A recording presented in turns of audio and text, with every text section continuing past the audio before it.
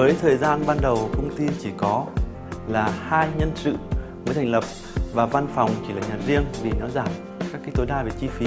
Thị trường lúc đấy cũng chưa thể nói được cái gì cả. Khách hàng chỉ có được 1-2 khách hàng. Đấy thì từ cái công ty cũ đấy thì tôi đã hình thành được cái tâm niệm là sau này mình sẽ sử dụng cái website này. Thì cái thời gian ban đầu với cái số tiền đấy công ty không thể đủ tiền mà trở thành ngay được cái Gold Member được. Thì thời gian ban đầu chúng tôi buộc phải sử dụng cái Free Member. Cái tôi cũng rất vui là sau thời gian 3 tháng là tôi đã lấy được đơn hàng đầu tiên về những đơn hàng về đá xanh, về ở Bỉ. Sau một thời gian đơn hàng thì tôi buộc phải nâng cấp các cái giá trị của mình lên. Thì là mình đã sẽ đầu tư vào trở thành các cái website, các thành viên vàng của Alibaba. Đấy là cái hơn ưu việt cả cái Gold Member. Tôi thích nhất là cái trên Trade Manager, là cái đấy là giúp cho các cái khách hàng có thể trực tiếp chat với nhau qua các Alibaba, bám sát công việc hơn, có thể giải quyết được một quyết định có thể nhanh hơn, không phải lại qua email nó hơi chậm và có thể là mất thời gian.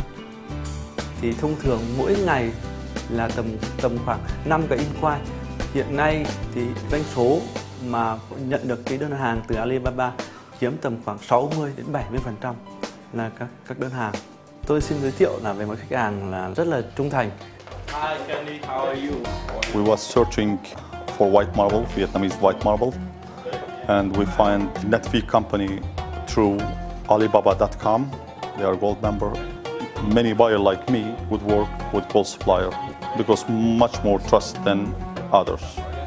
Bây giờ họ là một trong những là supplier lớn nhất về đá trắng ở thị trường Turkmenistan, và cái thương hiệu của công ty họ rất nổi tiếng ở bên Thổ Nhĩ Kỳ và ở Turkmenistan về cái sản phẩm đá trắng. Thì đến nay sau 2 năm hợp tác thì công ty đấy đã mua chúng tôi hơn 5 triệu đô tiền hàng. Có nghĩa là những cái khách hàng mà giá trị nhất mà tôi có được từ Alibaba. We start with them just business, but now we are friends, we are family, and all the staff here, they know me. I think they know my family also in Turkey. They never see them. Bên cạnh đấy thì thị trường với những khách hàng ban đầu chỉ có 1, 2, 3 khách hàng. Hiện nay chúng tôi có hơn 200 khách hàng bao phủ trên toàn thế giới, các hơn 4 châu. Thực ra đến bây giờ tôi phải công nhận rằng là kênh là dựa trên online là hiệu quả nhất và cắt giảm chi phí tối đa nhất. There is a lot of product and a lot of supplier, a lot of producer and a lot of buyer also. That's why I think it's good idea to use Alibaba.com to do business. I believe that anyone who would like to make succeed business, okay, could start with Alibaba.com. Thì thực ra nếu trong trường hợp mà không có cái Alibaba thì chắc gì tôi đã mở công ty, vì nó chưa thể giải quyết cho tôi được các câu hỏi về mà bán dai và bán như thế nào, thì chắc chắn là tôi có thể là tôi sẽ không mở công ty.